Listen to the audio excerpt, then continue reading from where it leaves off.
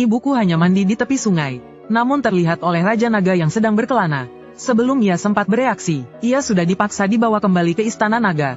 Tanpa disadari, baru kurang dari setengah bulan berlalu, perut ibuku sudah mulai membesar. Awalnya ibuku sangat gembira, mengira dirinya bisa menjadi ibu naga yang dihormati di atas segalanya. Namun ketika Raja Naga mengetahui hal ini, sedikit pun ia tidak menunjukkan kegembiraan.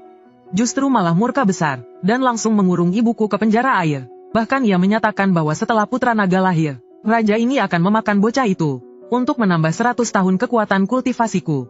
Ibuku hanya berharap aku bisa tumbuh dengan selamat. Pada hari persalinan, ia mengerahkan seluruh tenaganya untuk melarikan diri dari Sungai Kuning. Kemudian bayi yang baru dilahirkannya, yaitu aku, dititipkan kepada seekor ular hijau yang gagal melewati tribulasi di tepi Sungai Kuning. Dengan tubuh yang lemah ia memohon, "Kumohon, lindungilah putraku apapun yang terjadi. Anak ini adalah putra naga. Kelak ia pasti bisa membantumu." Baru saja kata-kata itu selesai terucap, ibuku sudah tak memiliki tenaga lagi, dan terseret arus deras Sungai Kuning, menghilang di dalam aliran yang bergolak. Namun tak disangka pada detik berikutnya, ular hijau yang penuh luka itu tiba-tiba memuntahkan inti batinnya.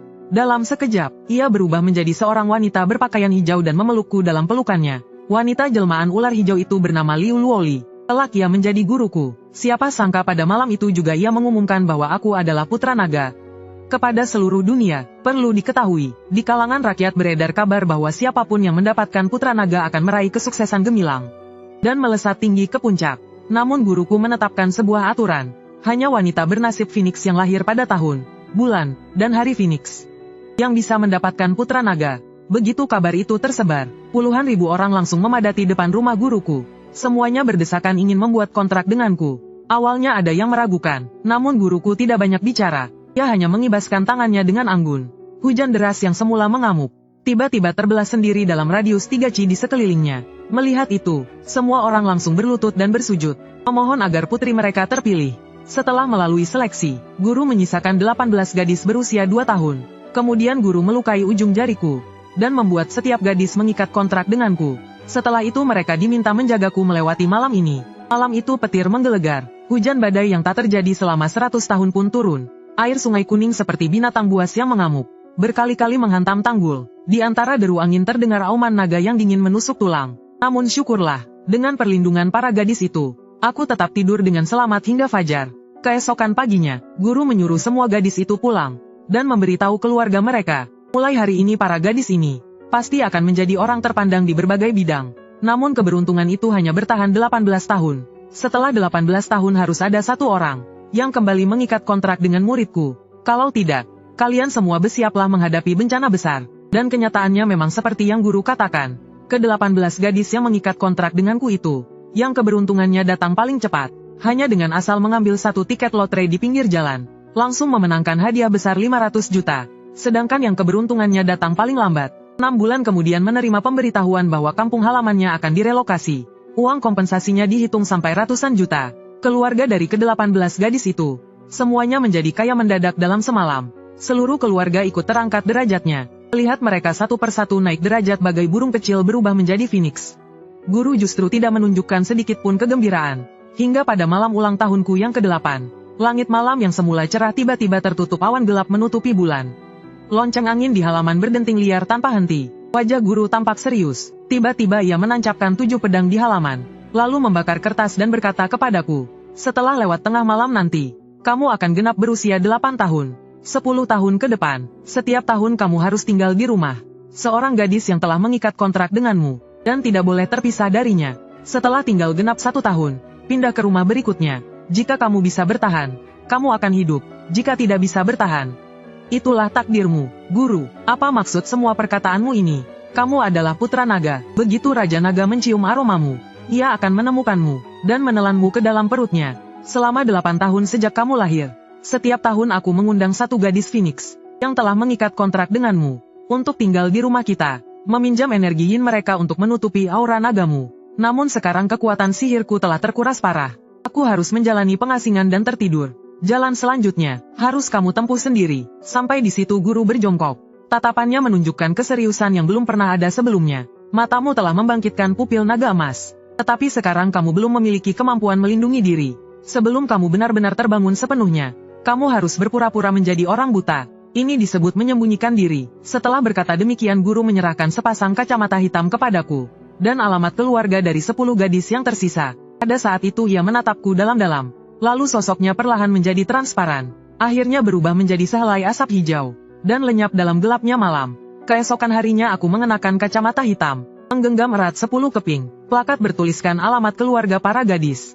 Dan keluar rumah seorang diri. Aku secara acak memilih satu gadis. Lalu mengikuti alamatnya ke kota. Saat hampir sampai di rumahnya, aku berpura-pura bertanya jalan, hingga meraba-raba sampai ke depan rumahnya, dan menekan bel pintu. Yang membuka pintu adalah ibu gadis itu. Aku mengeluarkan tanda bukti dari tahun itu, dan memohon agar mereka menampungku selama 1 tahun. Awalnya gadis itu dan keluarganya masih cukup sopan kepadaku. Namun perlahan-lahan, ketika mereka mengetahui bahwa guruku sudah tidak ada lagi, sikap mereka terhadapku berubah sepenuhnya. Aku masih ingat dengan jelas. Saat aku berusia 14 tahun, aku tinggal di rumah gadis ke-6. Gadis itu bernama Bai Tingting. Ia sudah tumbuh sangat cantik. Mata persiknya bening dan berkilau. Sudah tampak bayangan kecantikan yang kelak mampu menawan negeri.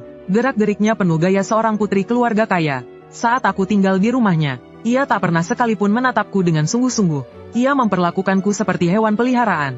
Bukan saja tak mau tidur seranjang denganku, bahkan melarang keras aku menyentuh barang-barangnya. Yang lebih menyebalkan lagi, karena mengira aku buta, ia menyuruhku setiap hari mencuci dan memijat kakinya, serta membawakan handuk mandinya. Jika ia tidak puas, aku tidak diizinkan makan ataupun tidur. Bahkan tak diizinkan masuk ke dalam rumah.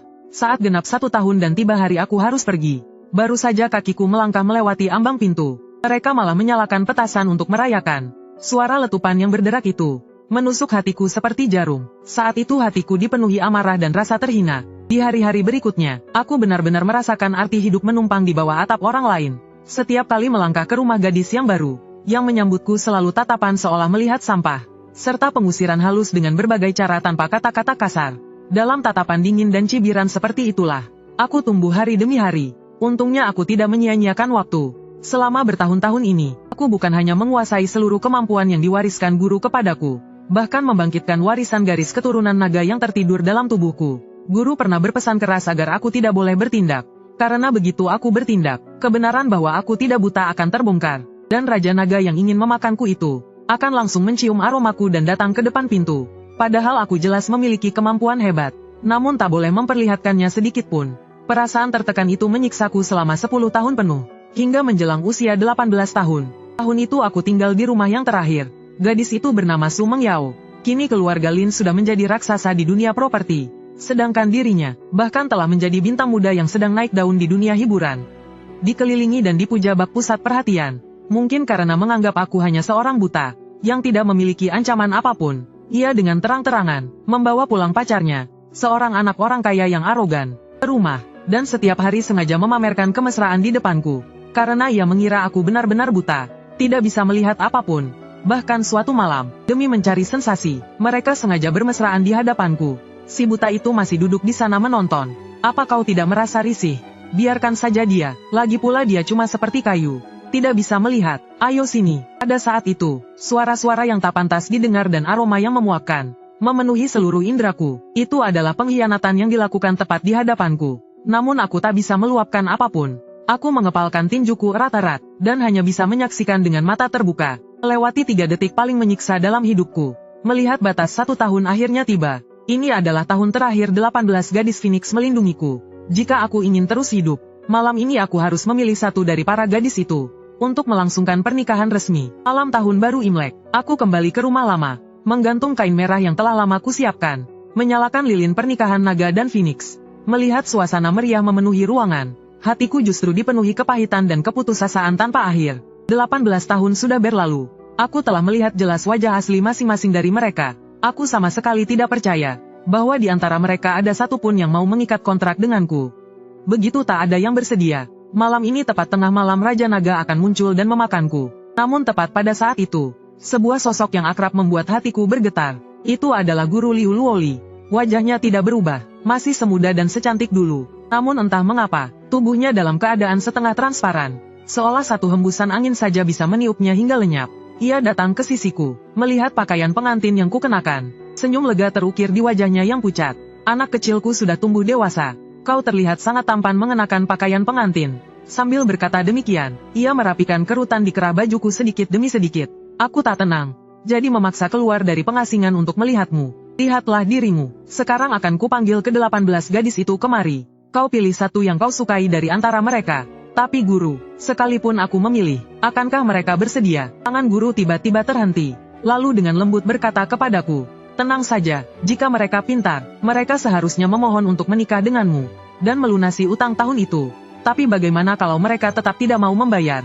Aku bertanya dengan nada sedih kepadanya. Ia menutup mulutnya dan tersenyum. Lalu mendekat ke telingaku, dan berbisik pelan, jika mereka tidak mau membayar, maka cari cara untuk mengambilnya sendiri. Jangan mempermalukan gurumu. Wajahku memerah. Aku tidak begitu mengerti maksudnya. Dan menundukkan kepala. Ia memandangku. Matanya penuh rasa iba. Ia ragu cukup lama. Akhirnya mengeluarkan sebuah kantong sutra dan menyelipkannya ke tanganku. Jika benar-benar tak satu pun dari mereka bersedia, maka bukalah ini. Namun, sudahlah. Kecuali benar-benar terpaksa. Jangan sekali-kali membukanya. Aku takut kamu tak sanggup menanggungnya. Guru memalingkan wajah. Seolah ingin berkata sesuatu namun menahannya. Aku hendak membuka mulut untuk bertanya lebih lanjut. Namun guru sudah mengambil kembali plakat bertuliskan alamat para gadis. Dan berjalan keluar rumah. Guru, jika mereka tak mau datang biarlah. Jangan sembarangan memakai kekuatan lagi. Aku segera berteriak dengan cemas. Namun di halaman yang kosong, hanya tersisa diriku seorang, menggenggam erat kantong sutra itu. Dan menunggu dengan gelisah hingga malam tiba. Akhirnya dari kejauhan terdengar deru mesin yang berat. 18 mobil mewah kelas atas berbaris rapi. Berhenti di depan halaman kecilku yang lusuh. Pintu mobil terbuka. Turunlah 18 wanita cantik. Harus diakui keberuntungan memang mempercantik seseorang. Masing-masing bertubuh ramping memesona. Deretan kaki jenjang hampir membuatku silau. Aku pun mengenakan kacamata hitam. Dan terus berpura-pura buta. Diam-diam mengamati mereka. Begitu ke-18 wanita itu memasuki halaman. Halaman luas itu seketika terasa sempit. Suasana pun menjadi sangat canggung. Di udara bukan hanya tercium aroma parfum, tetapi juga terselip bau persaingan yang tak kasat mata. Namun yang aneh adalah, di tangan masing-masing dari mereka, terdapat kantong plastik hitam, yang tampaknya berisi sesuatu yang dibungkus rapat. Bai Tingting mengenakan rok pendek bertepi biru, bertubuh tinggi semampai, tatapannya paling dingin dan angkuh. Namun aku tak lupa, bagaimana dulu ia memaksaku mencuci dan memijat kakinya. Su Mengyao mengenakan mantel hitam, dengan gaun panjang ungu di dalamnya. Seluruh tubuhnya memancarkan aura anggun khas putri keluarga kaya. Lekuk tubuhnya sama sekali tak bisa disembunyikan. Namun dia telah mengkhianatiku. Aku tak menginginkannya. Wang Chengcheng mengenakan gaun merah menyala. Wajahnya tampak agak polos. Namun penampilannya penuh ambisi. Dan aku ingat dengan jelas. Waktu kecil ia sengaja menyeretku ke tengah jalan. Ingin agar aku tertabrak mobil. Anran mengenakan gaun putih sederhana. Berdiri dengan tenang di sana. Meskipun ia juga pernah menganggapku kotor. Namun sepertinya, ia tak pernah melakukan hal yang terlalu keterlaluan padaku. Dan dari raut wajahnya, ia jelas memiliki wajah pembawa keberuntungan bagi suami. Saat aku masih sepihak menentukan pilihan, mata Su Mengyao berputar licik. Tiba-tiba ia memuji Bai Tingting. Kak Tingting, kakimu memang panjang sekali, pas sekali bisa dijadikan tongkat. Kenapa tidak kamu saja yang menekan kontrak dengannya? Ucapan Su Mengyao membuat beberapa yang lain tersenyum sinis. Benar saja. Mereka, tidak ada yang mau, namun tepat saat hatiku sudah seperti abu. Sebuah suara menyalakan kembali harapanku. Cukup, Su Mengyao, jaga ucapanmu sedikit. Bagaimanapun juga, kita semua yang ada di sini. Waktu kecil pernah melakukan upacara pernikahan dengan Chen An. Kalau dia benar-benar memilih berkontrak dengan salah satu dari kita, itu juga haknya. Yang berbicara bukan orang lain. Ternyata Bai Tingting yang dulu memperlakukanku seperti pesuruh. Hak apaan? Kira-kira sekarang masih zaman kuno? Ya. Aku tidak mengakui pernah menekan kontrak dengannya. Dia mau bagaimanapun, tidak ada hubungannya sedikit pun denganku. Seorang gadis berkata dingin. Wanita-wanita lain juga ikut-ikutan berpendapat. Terlihat Bai Tingting berdiri, lalu melangkah keluar dari kerumunan selangkah demi selangkah. Dan berkata, apa hati nurani kalian sudah dimakan anjing? Lihat merek-merek mahal yang kita pakai. Mobil-mobil mewah di luar sana. Yang mana yang bukan karena keberuntungan yang ditukar oleh Kak Chen An. Kita sebagai manusia tidak boleh lupa budi dan tak tahu balas jasa. Seluruh tempat mendadak sunyi senyap. Semua orang seperti dimaki abis oleh kata-kata itu. Aku menatap Bai Tingting dengan tak percaya. Jangan-jangan selama ini aku salah menilai. Tuan Putri yang dulu memaksaku mencuci kaki. Dan memperlakukanku seperti kuli. Ternyata mulutnya tajam tapi hatinya lembut. Namun tak lama kemudian, dari kerumunan, Su Mengyao yang mengenakan gaun putih rancangan khusus, langsung memecah keheningan. Balas budi apa? Bukankah masing-masing dari kita sudah melindunginya selama setahun? Tanpa kita, dia sudah mati sejak lama. Bukankah itu berarti sudah impas? Ya, memang sudah impas dari dulu. Wang Chengcheng di sampingnya juga memutar bola mata.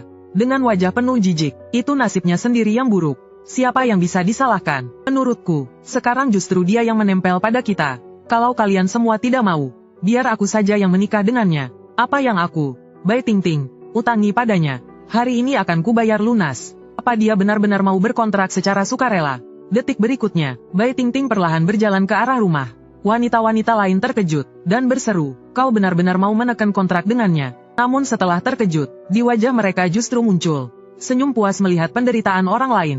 Kak Chen An, apa kau di dalam? Terdengar panggilan manis dari luar pintu. Itu Bai Tingting. Tanganku gemetar karena gugup. Aku memasang ekspresi kikuk khas orang buta. Kedua tangan meraba-raba pintu. Demi terlihat meyakinkan, aku sengaja berpura-pura tak melihat pijakan, dan tersandung keras di ambang pintu.